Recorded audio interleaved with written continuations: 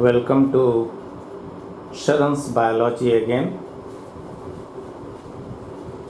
और मैं आपके बीच पुनः उपस्थित हूँ डॉक्टर आर एस शरण and we were talking about seeds in previous two classes. The today's topic is germination of seeds. हम लोग आज देखेंगे सीड का germination. Then what is germination? कहते हैं the awakening of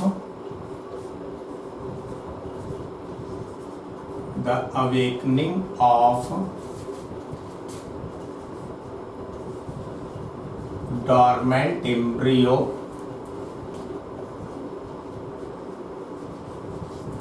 in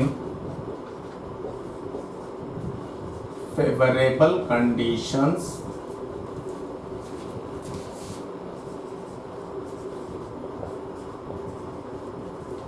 to form a new seedling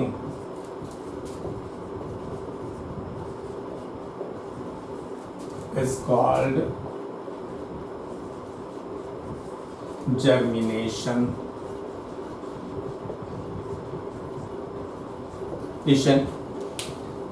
seed का definition हम लोग लिखते थे क्या?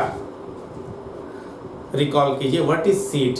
तो आपने वहां लिखा था the seeds are dormant embryo. Seed क्या है? एक इनएक्टिव स्टेज में, एक निष्क्रिय अवस्था में एम्ब्रियो है. और आपने कहा था वहां कि which germinates in favourable condition to form a new plant. Clear?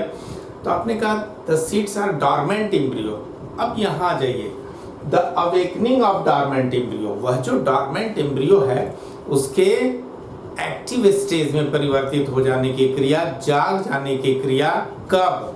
In favourable conditions, प्रतिकूल परिस्थितियों में. यदि उनको आगे फैक्टर्स भी हम लोग देखेंगे, सुटेबल सारा कंडीशंस मिलता है, तो वह जो सीड में डॉर्मेंट एम्ब्रियो है उसके ग्रोथ करने की, वृद्धि करने की क्रिया, और उससे निर्माण होता है क्या? To form a new seedling, और उससे एक नवजात पौधे का निर्माण होता है. तो इस क्रिया को ही हम लोग कह देते हैं क्या? जर्मिनेशन.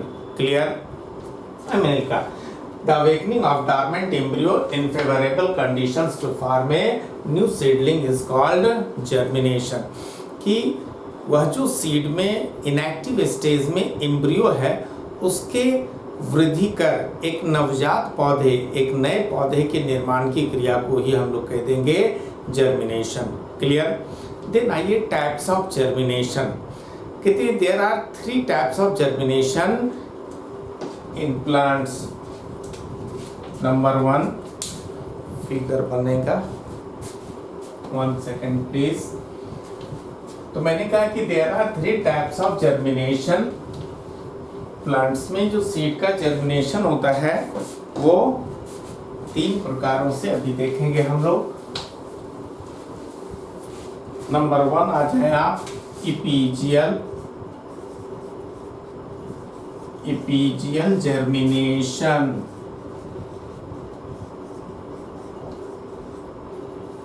देखिए ये भी 2 शब्दों से बना है. मैंने आपको बताया था ये सब मीनिंग याद रखें. इपीमीन अपॉन, जीमीन अर्थ, भूमि, उसी से बना. तो शब्द जियोग्राफी, उसी से डिराइव किया गया जियोग्राफी. नाम से ही पता चल रहा है. इट शोज अर्थ सरफेस, ये शो कर रहा है अर्थ surface, and these are cotyledons and these are roots. Clear? And this one shoot, that is stem and leaves.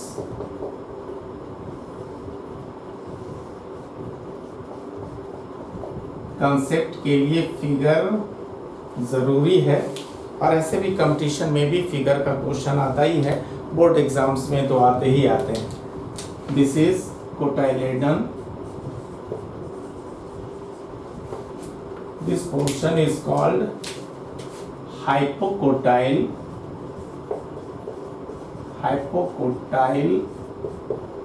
this one epicotyl,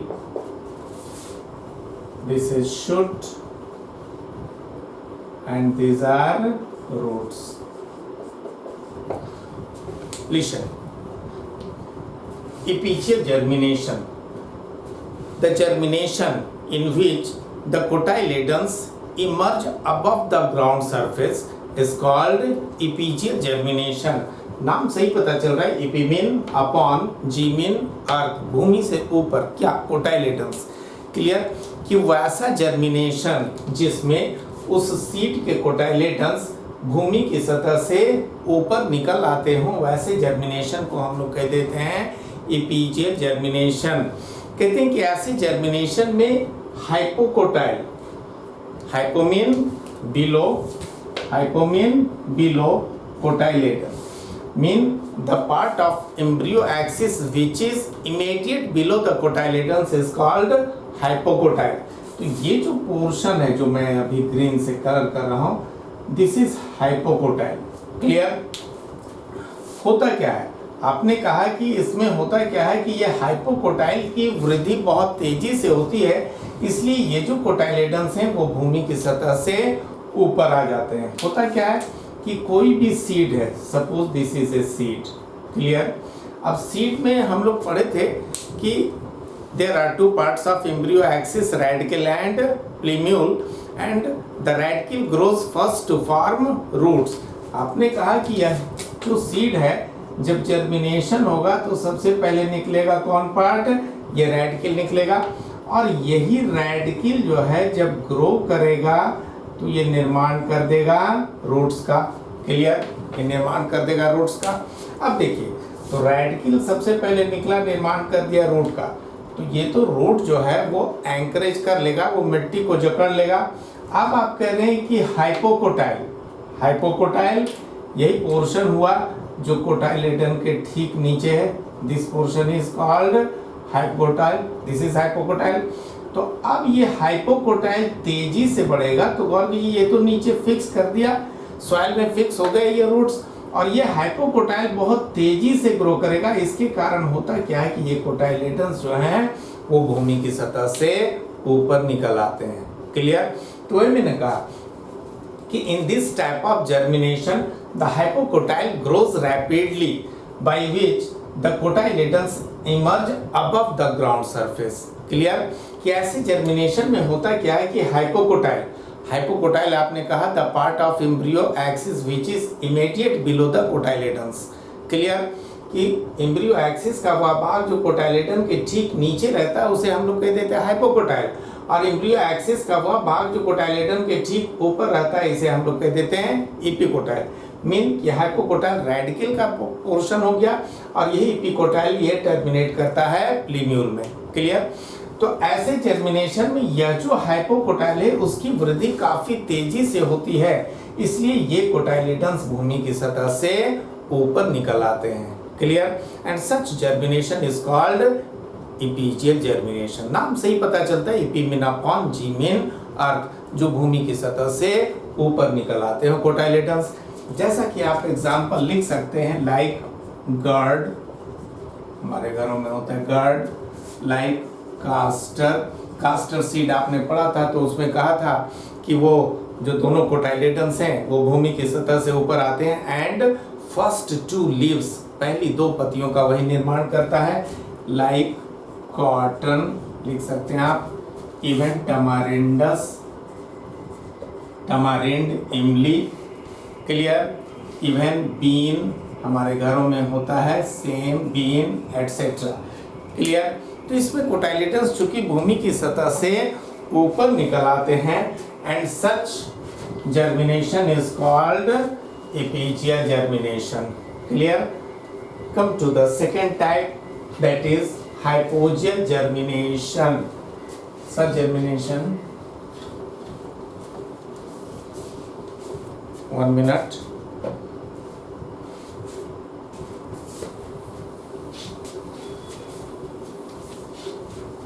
The second one is hypogeal germination.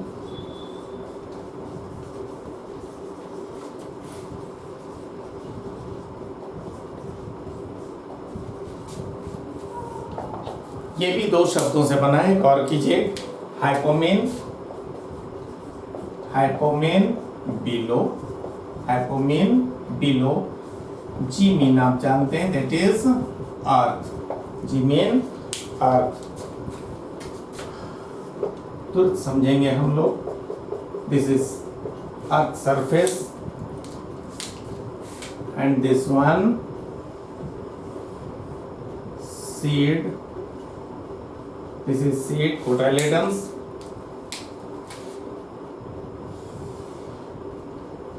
The radicule will grow downward and plumule upward. Radicule grow to form roots and the plumule grows to form shoot, that is a stem and leaves, aerial portion of the plant. Clear? You know this is epicotyle, this one hypocotyle, and these are cotyledons. Listen. The germination in which cotyledons remain below soil surface, remain under soil surface is called hypogeal germination. नाम से ही पता चलता है, hypogeal, हाइपोमीन below, जीमीन अर्थ, अर्थ के below हैं क्या, कोटाइलेडन्स। Clear? कहते हैं इन this type of germination the epicotyl grows rapidly. होता क्या है कि कोई भी सीड है, आप सीड तो यहाँ बोते हैं, अंदर मिट्टी के अंदर सीड बोते हैं हम लोग। क्लियर? आपने कहा कि जर्मिनेशन के समय सबसे पहले रेडिकल निकलेगा और वो रेडिकल ग्रो करता है तो निर्माण कर देता है रूट्स का। क्लियर? अब आप करें कि epicotyl, epi mean upon cotyledon, the part of embryo axis which is immediate above the cotyledon is called epicotyl. Clear? तो अब आप कह रहे हो कि यह जो एपिकोटाइल है, this portion is epicotyl, suppose this is epicotyl, जो कोटाइलेडन के ठीक ऊपर का भाग है। तो ये रेडिकल ग्रो किया तो ठीक है, रूट्स का निर्माण करेगा। अब आप कह रहे हैं कि ये एपिकोटाइल की वृद्धि बहुत तेजी से हो गई, तो अब एपिकोटाइल की वृद्धि बहुत तेजी से हो गई, ये पोर्शन बहुत तेजी से बढ़ गया, अर्थात स्टेम एंड लीव्स का निर्माण तुरंत हो जाएगा और ये कोटाइलेडन्स जो है वो भूमि की सतह से नीचे रह जाएंगे। क्लियर? कहने का अर्थ है कि वैसा जर्मिनेशन जिसमें उस सीड के कोटाइलेडन्स भूमि की सतह से नीचे रह जाते हैं, वैसी जर्मिनेशन को हम लोग कह देते हैं hypogeal germination. In this type of germination the epicotyl grows rapidly by which this cotyledons remain below soil surface. Clear? कि चूंकि यहाँ पर एपिकोटाइल की वृद्धि बहुत तेजी से होती है, इसलिए ये कोटाइलेडन्स जो है वो भूमि की सतह के नीचे रह जाते हैं। एपीजियल में क्या होता है कि हाइपोकोटाइल की वृद्धि बहुत तेजी से हो, तो ये पोर्शन बढ़ेगा तो इसको जो है कोटाइलेडन को लिए दिए ऊपर आ जाएगा भूमि की सतह से। लेकिन यहाँ एपिकोटाइल का ग्रोथ बहुत तेजी से हो रहा है, अर्थात स्टेम एंड लीव्स का निर्माण तुरंत हो जाएगा और ये कोटाइलेडन्स भूमि की सतह से नीचे रह जाएंगे। Clear? Such germination is called hypogeal. सीधा सा याद रखना है, हाइपोमीन बिलो, जीमीन अर्थ, जिसमें कोटाइलेडन्स भूमि के नीचे रह जाते हों। The example will be like gram, chana, pea, matar, like ground nut, even mango, litchi, ये जितने भी प्लांट्स हैं, मैंने बताया था कि लीची का हिंदी लीची, इंग्लिश भी लीची and the botanical name is लीची। क्लियर। तो ये जितने भी प्लांट्स हैं उसमें जो कोटाइलेडन्स हैं वो भूमि की सतह से नीचे रह जाते हैं और ऐसे जर्मिनेशन को ही हम लोग कह देते हैं क्या, hypogeal germination. Clear. The third one is 1 minute. The third one is vivipary germination, also called a special type of germination.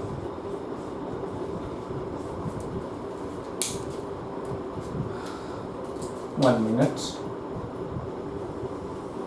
The figure is essential for concept. Figure जब तक नहीं बनाएंगे तो आपको कंसेप्ट नहीं होगा। फिगर का भी क्वेश्चन आता है, पूछा जाता है।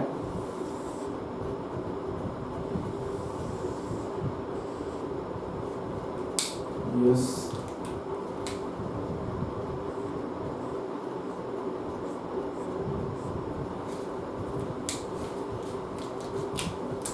this is fruit and this is radical। समझिए, यदि कोई फ्रूट अपने मदर प्लांट से ही अटैच्ड रहता है, लगा रहता है और उसी समय उसके सीड का जर्मिनेशन हो जाता है, such germination is called vivipary germination because during germination they are nourished from mother plant। clear कि when the fruit remains attached with mother plant and their seeds germinate, it is called vivipary germination। होता क्या है कि जब fruit अपने mother plant से लगा रहता है उसी समय उसके सीड का रेडिकल तेजी से नीचे की ओर वृद्धि करता है। इस रेडिकल का जो बेसल पोर्शन है, आधारीय भाग है, वो हो जाता है पॉइंटेड, नुकीला, बट ये बेसल पोर्शन इसका रहता है फ्लेशी एंड हैवी। क्लियर कि when the fruit is still attached with mother plant, the radicle of seed grows rapidly and its basal portion becomes fleshy pointed। Clear. अब इस condition में यह जो सीडलिंग है वो अपने मदर प्लांट से टूटकर वर्टिकली डाउनवर्ड नीचे की ओर गिरता है, सीधा उदक रूप से नीचे की ओर गिरेगा। चूंकि आपने कहा कि इसका जो बेसल पोर्शन है वो हैवी है, भारी है एंड पॉइंटेड है। क्लियर। तो बेसल पोर्शन चूंकि हैवी है, नेचुरली वो सीधा नीचे की ओर गिरेगा। क्लियर। जैसे हम लोग वो बैडमिंटन खेलते हैं तो उसका जो शटल होता है, कॉर्क भी कह देते हैं, तो कॉर्क की जो शटल जिधर से भी मारें तो वो उसका बेस नीचे ही रहता है, चूंकि उसका बेस बनाया जाता है हैवी। क्लियर। ठीक उसी प्रकार से चूंकि इस रेडिकल का बेसल पोर्शन जो है वो हैवी है, फ्लेशी है, इसलिए यह अपने मदर प्लांट से टूटकर वर्टिकली डाउनवर्ड नीचे की ओर गिरता है और वहाँ स्थित सॉफ्ट मड, जो मुलायम कीचड़ है, मिट्टी है, उसके अंदर यह जो पॉइंटेड एंड है रेडिकल का वो पेनिट्रेट कर जाता है, अंदर की ओर प्रवेश कर जाता है। देन इस रेडिकल से बहुत सारे लैटरल रूट्स निकलते हैं और मिट्टी के अंदर, सॉइल के अंदर प्रवेश कर जाते हैं एंड शूट ऊपर की ओर वृद्धि करेगा तो निर्माण कर देगा, प्लीम्यूल ऊपर की ओर वृद्धि करेगा तो निर्माण कर देगा शूट का। क्लियर। ऐसा होता है यह जर्मिनेशन केवल वैसे पौधों में, हमेशा याद रखिएगा, this type of germination is found in those plants which are present near salt water like sea coasts, salt lakes। इन सब जगहों पर जो प्लांट्स पाए जाते हैं उसी में यह जर्मिनेशन पाया जाता है and such plants are called halophyte, या इसी को हम लोग कह देते हैं क्या, मैंग्रोव प्लांट। Clear?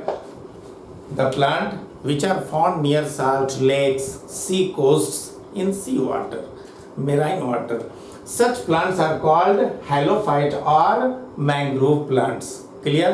कि यह जर्मिनेशन जो है वो खारे जल के पास पाए जाने वाले पौधों में ही पाया जाता है, और ऐसे पौधे जो खारे जल के पास या दलदली क्षेत्रों में पाए जाते हैं वैसे पौधे को हम लोग कह देते हैं हैलोफाइट, या उसी को कह देते हैं मैंग्रोव प्लांट्स। जैसा कि यह जर्मिनेशन होगा, लाइक एग्जांपल आप लिखेंगे राइजोफोरा, समुद्री किनारों पर पौधे मिलते हैं।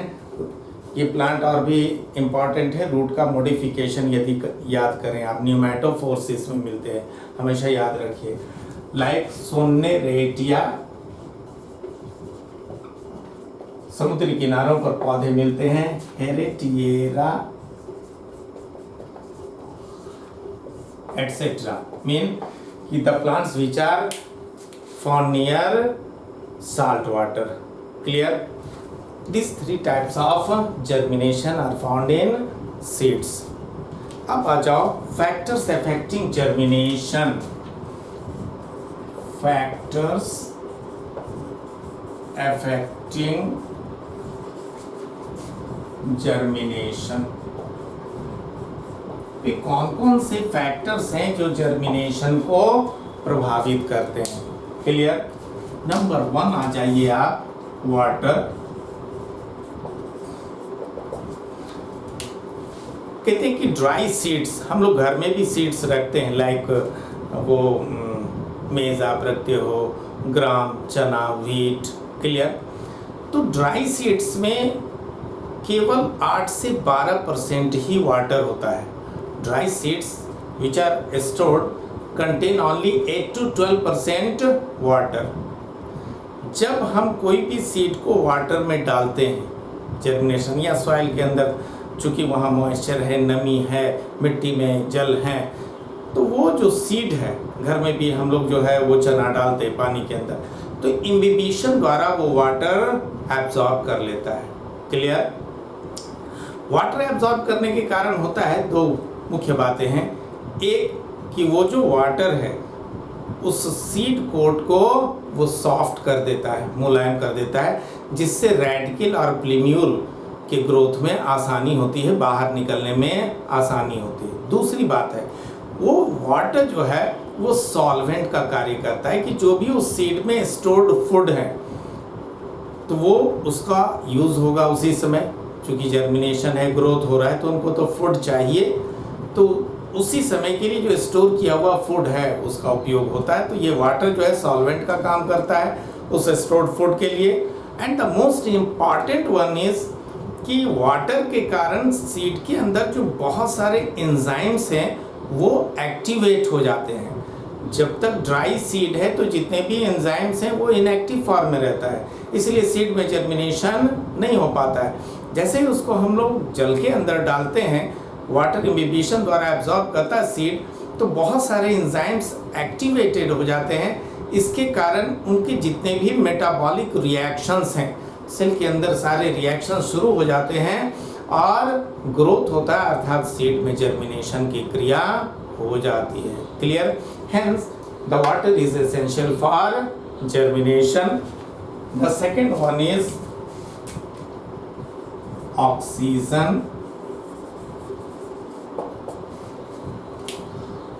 आपने कहा कि जर्मिनेशन के समय ग्रोथ होगा, तो ग्रोथ के समय रेस्पायरेशन फास्ट होता है। रेस्पायरेशन मीन सेलुलर रेस्पायरेशन, हम लोग फिजियोलॉजी में 11 में पढ़े हैं, हम लोग 4th यूनिट में प्लांट फिजियोलॉजी में respiration, that is cellular respiration की वो आपने glycolysis, Krebs cycle, electron transport system सारा पढ़ा होगा कि वो फूड का ऑक्सीडेशन होता है जिससे एनर्जी रिलीज होता है। क्लियर? एनर्जी रिलीज होगा तो ग्रोथ होगा।